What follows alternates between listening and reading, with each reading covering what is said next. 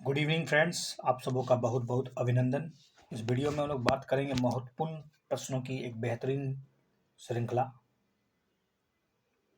पूरा का पूरा प्रश्न इकोनॉमिक सेक्शन से होगा। बने रहिएगा, शांतिपूर्वक सुनिएगा, ध्यानपूर्वक सुनिएगा। बहुत ही मज़ेदार, बहुत ही कॉन्सेप्चुअल कॉन्सेप्ट है यहाँ पर, with very good explanation. Let's enjoy this video. All the best.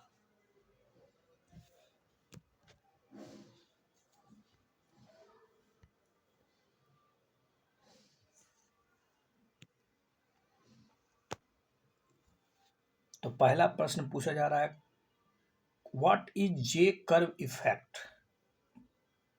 J curve effect से क्या समझते हैं? Options are given. Read yourself. It shows the quantity of one type of product that an agent will export for each quantity of another type of product that is its import. जितना भेजे उतना ही खरीद लिए, ऐसा क्या? This refers to the phenomenon wherein the trade balance of a country worsen following the depreciation of its currency before it improves. जब आपकी currency depreciate करती है तो सबसे पहले आपका ट्रेड बैलेंस जो होता है वो पहले सबसे पहले गड़बड़ाता है, बहुत गड़बड़ाता है, उसके बाद फिर ये इम्प्रूव करता है। Before it's improve, which are the correct, यही सही है। चलिए, J curve.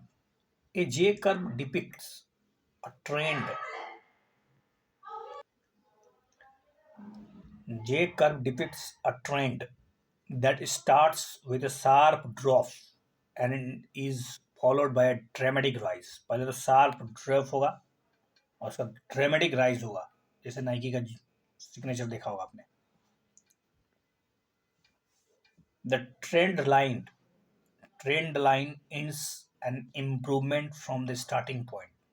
In economics, the J curve shows how currency depreciation causes a severe worsening of a trade imbalance followed by a substantial improvement। मतलब दिखाता है कि currency जब depreciate करती है तो किस प्रकार cause a severe worsening a trade imbalance, ठीक है। उसका फिर सब्सटेंशियली इंप्रूवमेंट करता है। J curves are observe in other fields including medicine, political science में भी दिखता है। In each case it depicts the initial loss followed by a significant gain. पहले तो आपको शुरुआत में झटके पड़ेंगे, उसके बाद फिर आपका धीरे धीरे गेनिंग होगा। एक तरह से आप समझ लीजिए कि यूपीएससी का सवाल आप जब सोल्व करते हैं तो आपको लगातार कुछ, अरे यार 1 2 3 4 5 6 7 8 9 18 20 प्रश्न आप देखते रहिए, इससे टफेस्ट क्वेश्चन। उसके बाद आपका शुरुआत होता है ढक ढक ढक ढक ढक ढक ढक, मशीन की तरफ गोली चलाता है। तो यहाँ भी आपको जे कर्व जैसा फीलिंग लगा। डरिए मत, सॉल्व हो सकता है कि आप 60 प्रश्न बहुत ही ईजी हो, 60 प्रश्न में तो आप क्वालिफाई कर जाइएगा। तो in each case it depicts an initial loss followed by a significant gain to level at exceed the starting point। In economics it is often used to observe the effects of a weaker currency। Economics में इसका जो observation होता है ना, वो what are the effects of weaker currency on a trade balance. देखिए, जब किसी देश की करेंसी वीक होती है तो उसका क्या नुकसान होता है, इसको समझने में ये मदद करता है। The pattern is follow. Immediately after the nation's currency is devalued. जैसे किसी देश ने अपनी देश जानबूझकर अगर डिवैल्यूट करती है तो इससे क्या होता है, स्वाभाविक आपको पता होगा दो चीज़ें एक्सपोर्ट इंपोर्ट के बारे में। इंपोर्ट क्या होता है, इंपोर्ट क्या होता है बोलिए? सस्ता नहीं, महंगा हो जाता है, और एक्सपोर्ट सस्ता हो जाता है। तो आप एक्सपोर्ट जल्दी से जल्दी कीजिएगा, अधिक से अधिक चीज़ों को बेचिएगा, तो import gets more expensive and export get cheaper. तो आपको लगे अरे बहुत फायदा हो रहा है, विदेश के मार्केट में हम लोग अपना सामान बेच पा रहे हैं, या क्रिएटिंग वर्सनिंग ट्रेड डेफिसिट। और इससे आपका ट्रेड डेफिसिट जो हो जाएगा वो खराब हो जाएगा, एटलीस्ट स्मॉलर ट्रेड सरप्लस हो जाएगा। तो ट्रेड डेफिसिट जो होगा वर्सनिंग हो जाएगा, creating worsening. Shortly after that, उसके बाद the sales volume of the nations export begins to rise steadily. अब नेशंस का जो वॉल्यूम है, मतलब sales of volume, the sales volume of the nations export begins to rise, धीरे धीरे बढ़ेगा, धीरे धीरे बढ़ेगा, thanks to their relative cheap price. क्योंकि वस्तुएं जो होगी शुरुआत में तो आपको लगेगा कि अरे ये झटके पड़ गए, ठीक है, लेकिन कुछ देर बाद, कुछ समय बाद आपकी चीज़ों की कीमतें मतलब आपकी चीज़ों की मांग जो होगी लगातार बढ़ने लगेगी, क्योंकि वो चीज़ें सस्ती है। At the same time, consumers at the home begin to buy more locally produced goods because they are relatively affordable compared to imports. Over time, the trade balance between the nations and its partner bounce back and even exceeds pre-devaluation times. तो जैसे जैसे समय बीतेगा दो देशों के बीच देखिएगा trade जो है वो फैसिलिटेट करते जा रहा है और जहां आप एक समय बहुत पिछड़े हुए राष्ट्र थे, आपकी चीज़ों की कीमतें मतलब आपकी आपकी सामान बिक नहीं रही थी, अब आप लगभग लगभग मैच्योर हो गए हैं। When a country's currency appreciate, economics note reverse J curve में आकर डेप्रिसिएशन का इफेक्ट आपने देखा, एप्रिसिएशन होगा तो इसका जस्ट उल्टा प्रभाव पड़ेगा, तो रिवर्स जे कर्व होगा। तो ये भी सिंपल प्रश्न पूछ देगा यूपीएससी कि during the appreciation of currency curve J curve reverse J curve इन बस किस प्रकार का होगा, तो जे कर्व रिवर्स हो जाएगा कब, एप्रिसिएशन के समय। With references to the different kinds of trade agreement, consider the following statements. PTA is the first stage of economic integration between countries. SEPA, CEPA, Comprehensive Economic Partnership Agreement, एक होता preferential trade agreement. SEPA is wider scope than the Comprehensive Cooperation Agreement, SECA. SECA is mainly concerned with the tariff reduction. Comprehensive Economic Agreement जो होता है SECA, क्या वो मतलब tariff reduction को कम करने से विचार करता है, and cooperation in the terms of trade investment and services, सेका सेपा।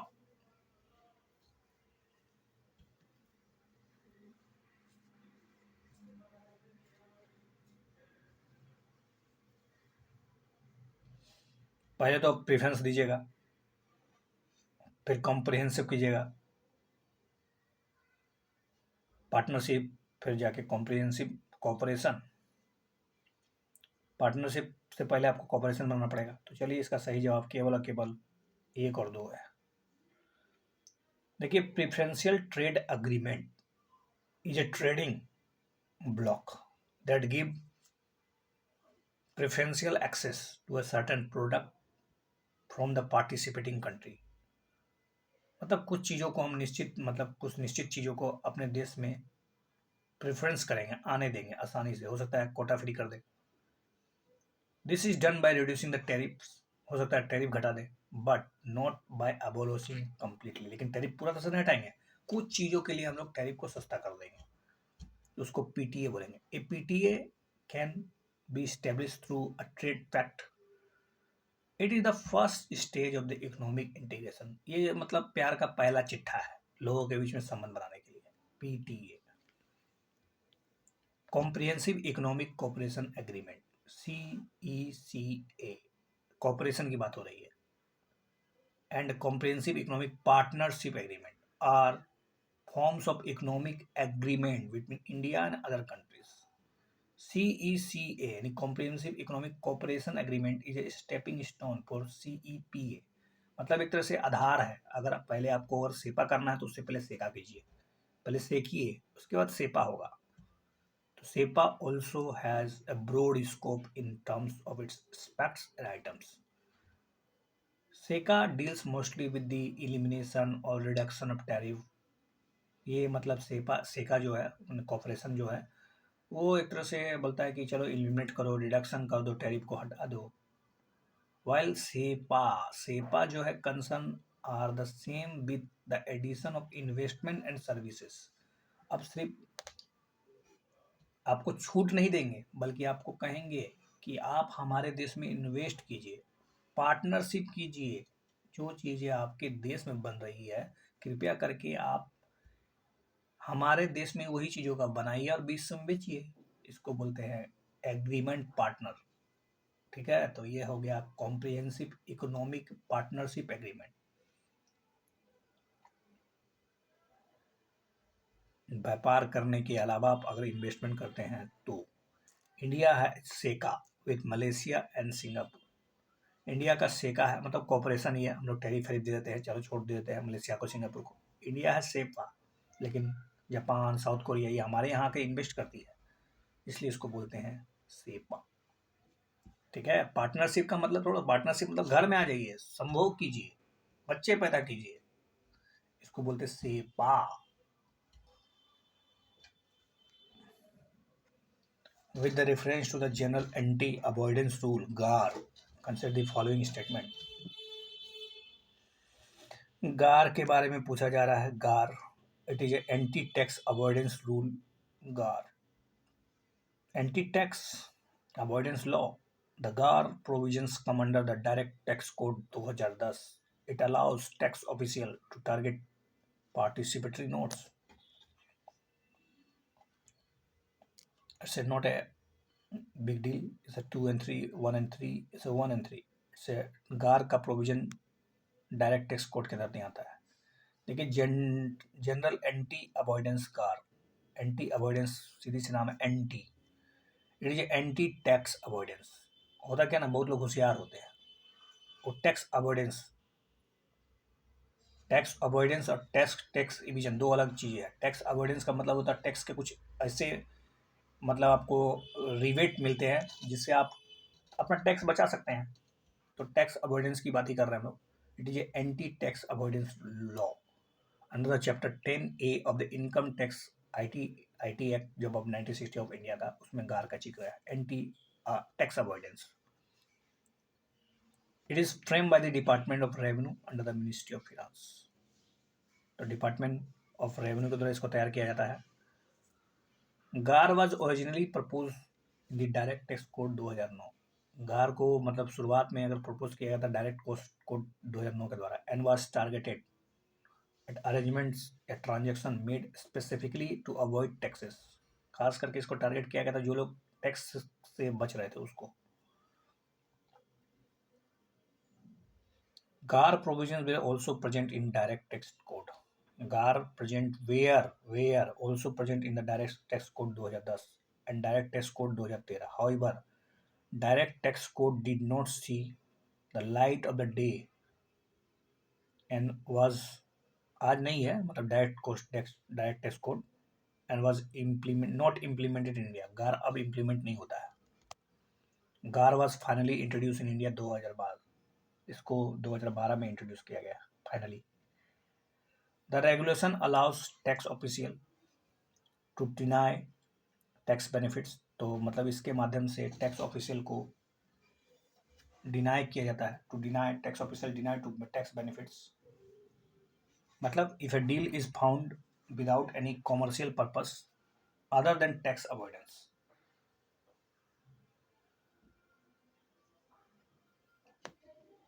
तो टैक्स ऑफिशियल को कह दिया जाता है कि देखिए, अगर ये कोई भी कमर्शियल पर्पस नहीं कर रहा और टैक्स अवॉइडेंस कर रहा है तो आप उसके टैक्स को बेनिफिट नहीं दे सकते आप उसको। It allows the tax official to target participatory notes. Under GAAR the investor has to prove that the participatory note was not set to avoid taxes. Participatory notes जो है, आपको पता होगा, पी नोट्स ऑफशोर डेरिवेटिव्स होते हैं, मतलब इसके मतलब आप बिना सेबी में रजिस्टर्ड हुए आप आराम से इन्वेस्ट कर सकते हैं विश्व के मार्केट में। ठीक है, ऑफशोर डेरिवेटिव्स इसलिए इसको कहा जाता है। इसके लिए आपको सेबी के नॉर्म्स के पालन भी नहीं करने पड़ते, तो कहीं ना कहीं हो सकता है कि चोर दरवाजे से आप पैसा जो है इन्वेस्ट कर रहे हैं, लेकिन इसमें टैक्स अवॉइडेंस के बहुत ज़्यादा चांसेस होते हैं। तो टैक्स ऑफिशियल को कह दिया जाता है कि इस पर गार इम्प्लीमेंट किया जाए। Under the GAAR the investor has to prove the participatory note was not set to avoid taxes. It also allows the official to deny double taxation avoidance benefits. तो इस माध्यम से जो डबल टैक्स अवॉइडेंस होता है, मतलब दो बार tax का जो क्षतिपूर्ति होता है, उस मतलब उससे बचा जा सके if deal mates in the tax havens were found to be avoiding taxes. Which of the following is the largest component of foreign exchange reserve of India, it's a very easy question. Foreign currency asset सबसे ज़्यादा है, उसका तो gold है, फिर reserve bank special drawing rights. देखिए foreign, ये तो यूपीएससी पूछ चुकी है, हल्का था सवाल, बहुत इजी था कि कौन सा इसमें हिस्सा है। तो foreign exchange reserve are asset held on reserve by the central bank in a foreign currency, in a foreign currency which can include bonds हो सकता है, ट्रेजरी बिल्स हो सकती है, other government securities. India's foreign exchange reserve include, एक तो है इसमें फॉरेन करेंसी एसेट है, दूसरा गोल्ड है, तीसरा स्पेशल ड्रॉइंग राइट्स है, और तीसरा चौथा reserve position with the International Monetary Fund, जिसको IMF. The biggest contributor to the forex reserve is foreign currency asset, उसके बाद फिर गोल्ड, फिर जाके एसडीआर, और फाइनली जाके reserve tranche. Purpose of the foreign exchange reserve, क्या जरूरत है इतना बड़ा एक्सचेंज करवाने का, इतना बड़ा रिजर्व बनाने का? The most significant objective behind this is to ensure that the RBI has a bank backup funds if their national currency rapidly devalues or become altogether insolvent। अगर देसी दिवालिया हो जाए या फिर करेंसी पूरा डिवल्यूट हो जाए, तो इसको बचाने के लिए डॉलर फेंकना पड़ेगा ना बाजार में, तब ना फिर हम लोग अपना आपको एक्सटेंड कर पाएंगे। होता क्या है, देखिए जैसे अभी वर्तमान समय फेडरल रिजर्व क्या कर रही है, अपने इंटरेस्ट रेट बढ़ा रही है। जब इंटरेस्ट रेट बढ़ाएगी तो स्वाभाविक है डॉलर का डिमांड बहुत ज़्यादा बढ़ जाएगा, क्योंकि जो इन्वेस्टर्स है वो पैसा खींचेंगे भारत से। जब भारत से पैसा खींचेंगे तो डॉलर का डिमांड इतना ज़्यादा हो जाएगा कि रुपया डिवैल्यूट कर जाएगा, रुपया डेप्रिसिएशन में चला जाएगा, जिससे रुपया बहुत झटके पड़ेंगे उसको। तो उसको मैच करने के लिए, उसको मतलब इक्विलिब्रियम में लाने के लिए क्या करना होगा, डॉलर को बाजार में उतारना पड़ेगा। आरबीआई ऐसा करती भी है। तो इसके लिए बहुत ज़रूरी है कि हमारे पास इनफ सिग्निफिकेंट रिजर्व होना चाहिए। इसके अलावा बहुत सारी स्थितियाँ हो सकती है, करेंसी क्राइसिस हो सकता है। If the value of the rupee decreases due to the increasing the demand of foreign currency, then the RBI sells dollar। तो अभी जैसे मैंने आपको बताया, तो आरबीआई सेल करती है dollar in the Indian money market, so that depreciation of the Indian currency can be check, ताकि डेप्रिसिएशन जो है उसको रोका जा सके। A country with a good stock of forex has a good image at the international level because the trading countries can be sure about the fair payment। कोई भी निवेशक चाहेगा कि हम वहाँ इन्वेस्ट करें, या कोई भी मतलब आपसे लेन देन वही करेगा जो आपको देखेगा कि आपके घर में पैसा तो है ना भैया सफिशिएंट, आप दिवालिया तो नहीं हो जाइएगा ना, सबसे बड़ी बात है। और a good forex reserve helps in attracting for FDI and earns a good reputation in the trading partners. ऐसे भी ताकत का सम्मान होता है, धन का सम्मान होता है, तो धन रखने में क्या दिक्कत है।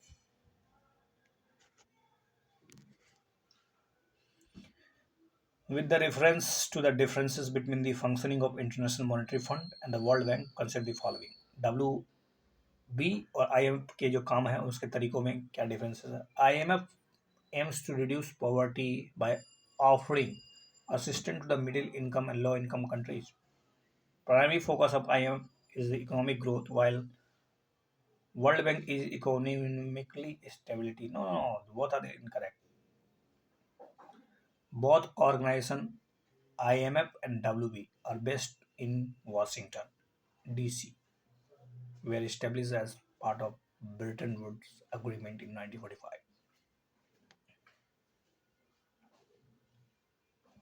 Bretton Woods Agreements was a monetary and exchange rate management system that attempted to encourage international financial cooperation through the introduction of a system of convertibility, a convertible currency at a fixed exchange rates.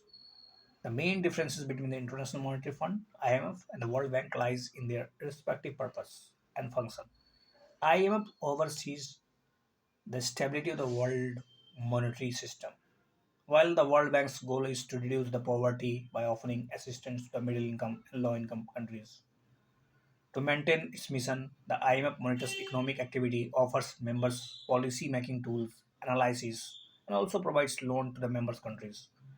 The World Bank accomplishes its goal through the technical financial support and enables countries to implement specific projects such as building healthcare center or making clean water available.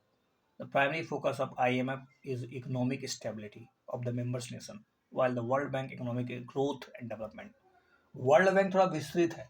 IMF तो थोड़ा सा छोटा उद्देश्य रखता है, वो तो मतलब करेंसी मैच मिस मैच हो जाए या फिर बैलेंस ऑफ पेमेंट क्राइसिस हो जाए तो उस समय वैसे अवस्था में वो आता है, और आता है क्षण भंगुर तुरंत चलाता है। लेकिन वर्ल्ड बैंक तो एक तरह से ग्रोथ, डेवलपमेंट, एसडीजी सबको देखता है, पॉवर्टी, पीस कीपिंग, सभी सब उसके साथ जुड़ा हुआ है।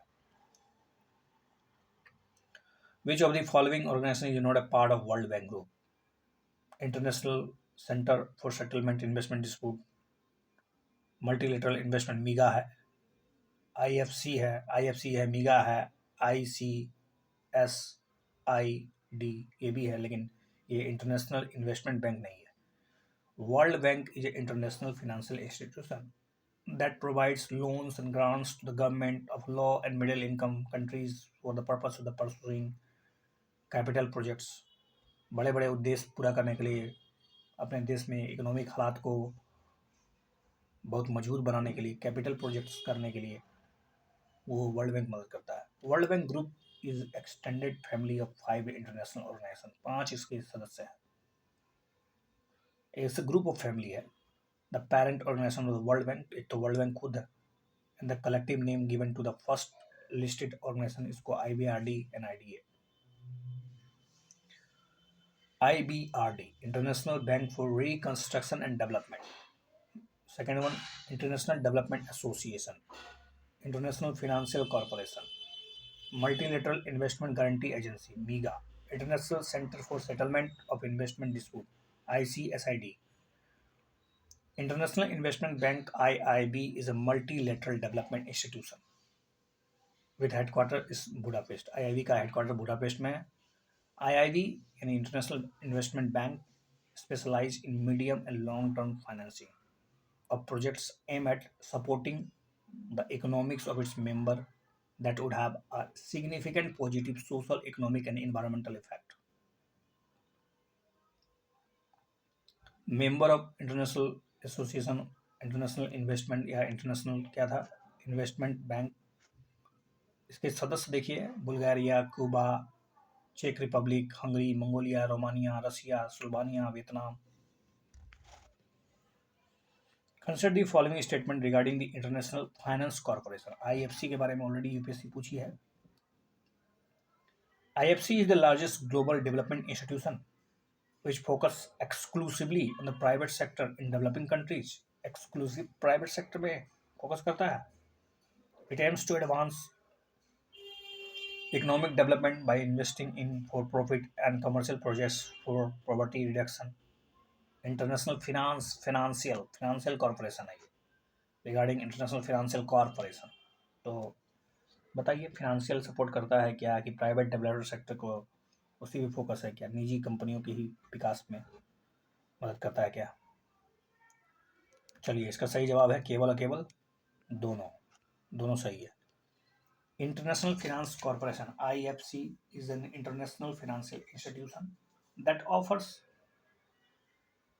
Investment advisory asset management services to encourage private sector development in the less developed countries। मतलब प्राइवेट सेक्टर जो कंपनियां होती है, बड़ी बड़ी कंपनियां, वो बहुत होशियार होती है, वो केवल वहां इन्वेस्ट करती है जहां पहले से इन्वेस्टमेंट ऑलरेडी हो गए, ताकि अधिक से अधिक लाभ उद्देश्य हो। लेकिन ये जो इंटरनेशनल फाइनेंस कॉर्पोरेशन एजेंसी है, वो चाहती है कि ये जो निवेशक है ना, वो वैसे राष्ट्रों में इन्वेस्ट करे जहाँ पर अभी तक इन्वेस्ट नहीं हुआ है, खास करके लोअर इनकम का या फिर मतलब जो गरीब राष्ट्र है, लेस डेवलप कंट्री, वहाँ पर इन्वेस्ट करें, उसको सुरक्षा प्रदान किया जाएगा, उसको एडवाइजरी दी जाएगी, उसको एसेट मैनेजमेंट के तरीके बताए जाएंगे, प्राइवेट सेक्टर को इनकरेज किया जाएगा आईएफसी की मदद से।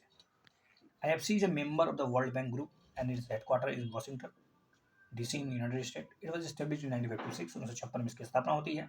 एक प्राइवेट सेक्टर आर्म है of the world bank group का, to advance economic development by investing in for profit and commercial projects for poverty reduction and promoting development।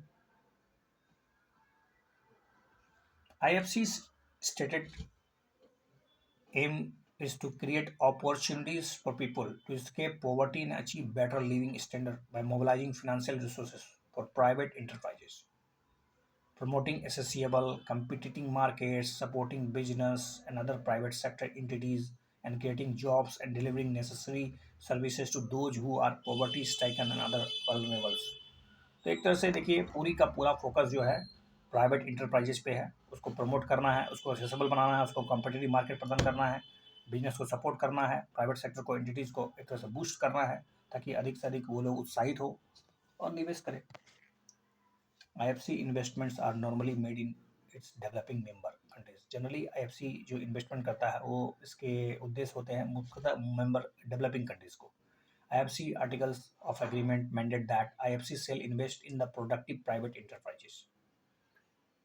जो भी प्राइवेट इंटरप्राइजेज है उसके उसमें ही इन्वेस्ट करेगा, लेकिन शर्त यह है कि requirement for private ownership does not disqualify enterprises that are partly owned by the public sector। हालांकि partly the requirement for the private ownership does not disqualify the enterprises that are partly owned by the public sector if such enterprises are organized under the local commercial or corporate law, operate free of host government control in the market context and according to profitability criteria, are in the process of being completely or partially privatized।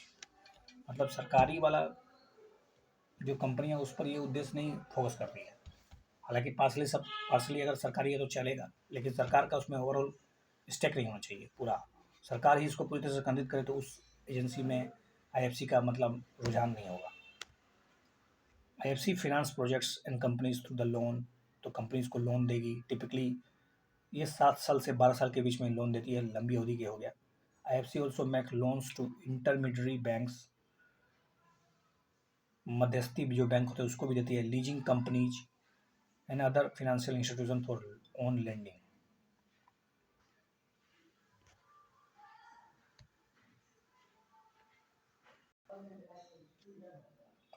With the reference to the World Bank Group, consider the following statements. To become a member of World Bank Group, a country must first join to the World Trade Organization. India is not a member of International Center for Settlement of Investment Dispute. Which are the correct? Only and only B is the correct. Organization that makes up the World Bank Group are owned by the governments of the member nations, which have the ultimate decision-making power within the organization on all matters, including policy, financial, or membership issues.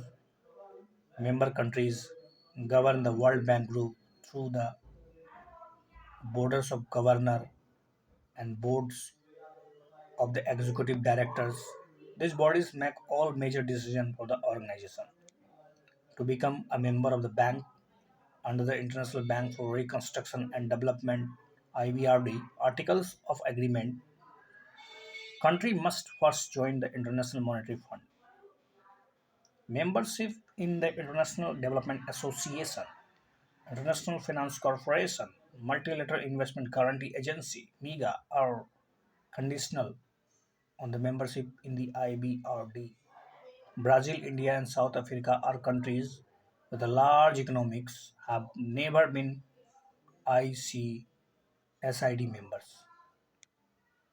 While India has not stated the specific reason for its absence from ICSID in Convention 2000, the Indian Council for Arbitration recommended the Indian Ministry of Finance that India refrain from becoming a signatory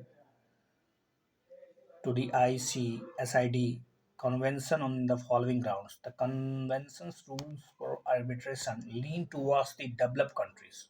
ये convention जो है ना वो मतलब एक तरह से biasing है डेवलप कंट्रीज की तुलना में। There is no scope for review the award by the Indian court even if violates the Indian's public policy। यहाँ कोई स्कोप ही नहीं है, अगर कोई इंडियन रूल्स पॉलिसी का वायलेशन भी होता है तो आप क्या करिएगा, इंडियन कोर्ट उस पर जांच ही नहीं कर सकती है। With the reference to the various lending instruments of IMF, consider the following statements. Poverty reduction and growth facilities offer financing of a short-term balance of payment for not more than 36 months. The extended fund facilities is a medium term arrangement by which countries can borrow a certain amount of money, typically over 4 to 10 years. Loans under the stand-by arrangements are administered with especially low interest rates. Okay, I think it's a B, only 2 is correct. You know about that IMF offers its assistance in the form of surveillance, which it conducts on a yearly basis for the individual's countries, regions, and the global economic as a whole. However, a country may ask for financial assistance if it finds itself in an economic crisis, whether caused by a sudden shock to its economic or poor macroeconomic planning.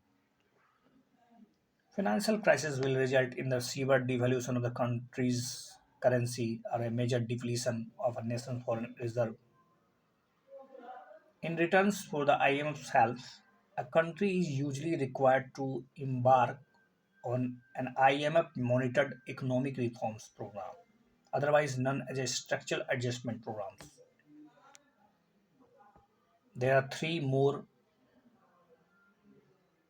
widely implemented facilities by which the IMF can lend its money. A stand-by arrangements (SBA) offers financing of a short-term balance of payments, usually between 12 to 24 months, but no more than 36 months. The extended fund facility is a medium-term arrangements by which countries can borrow a certain amount of money, typically over 4 to 10 years. EEF aims to address structural problems within the macroeconomics that are causing chronic balance of payment inequities. Structural problems are addressed through the inequities. The structural problems are addressed through the financial and the tax sector reforms and the privatization of the public enterprises. The third main facility offered by IMF is known as the Poverty Reduction and Growth Facility (PRGF). It aims to reduce poverty in the poorest of the members' country while laying the foundation for the economic development. Loans are administered with especially low interest rates. Which of the following reports is are published by the International Monetary Fund, World Investment, World Economic Outlook, Global Financial Stability Report?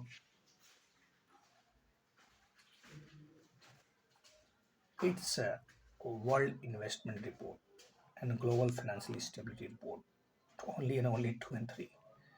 World Economic Outlook and Global Financial Stability Report. Multilateral surveillance involves monitoring global and regional economic trends and analyzing spillover from members' policy onto the global economic as a part of its World Economic and Financial Survey. IMF publishes flagship reports on the multilateral surveillances twice a year. World Economic Outlook, Global Financial Stability Report, Fiscal Monitor. World Economic Outlook provides detailed analysis of the state of the world economy, addressing issues of pressing interest such as protracted global financial turmoil and ongoing economic recovery from the global financial crisis. Global Financial Stability Reports provides an up-to-date assessment of the global financial market and prospects and highlights the imbalances and vulnerabilities that could pose risk to the financial market stability. FM updates financial management updates the medium term fiscal projection and access the development in the public finances. IMF also publishes Regional Economic Outlook (REO) reports as a part of its World Economic and Financial Survey. The World Investment Report has been published annually since 1991 by the United Nations Conference on Trade and Development. अंकाट के द्वारा निकाला जाता है world investment report. The report focus on trade in foreign direct investment (FDI) worldwide at the regional and the country levels and emerging measures to improve its contribution. Which of the following reports are published by the World Bank? Global Competitive Index तो होगा ही नहीं. Competitive reports, you know about that. World Economic Forum, World Development Report, and Global Economic Prospectus. Only and only one and two. World Development Report (WDR) is an annual report published in 1978 by the International Bank for Reconstruction and Development (IBRD) or the World Bank. Each WDR provides in-depth analysis of the specific aspect of the economic development. Past reports have considered such as topics as agriculture, youth, equity, public services delivery, the role of the state, transition economics, labor infrastructure, health, environment, risk management, and poverty. Global Economic Prospectus is a World Bank Group flagship report that examines the global economic development and prospectus.